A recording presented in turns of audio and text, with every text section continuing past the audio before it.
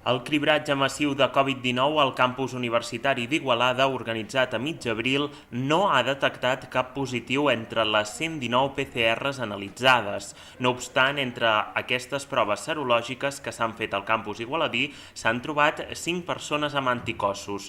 Una dada per destacar tenint en compte que els participants igualadins tan sols suposen el 6,6% del total de les serologies. Els percentatges de persones amb anticossos a Igualada és del 4,16%, mentre que la mitjana en els cribatges universitaris és del 2,8%.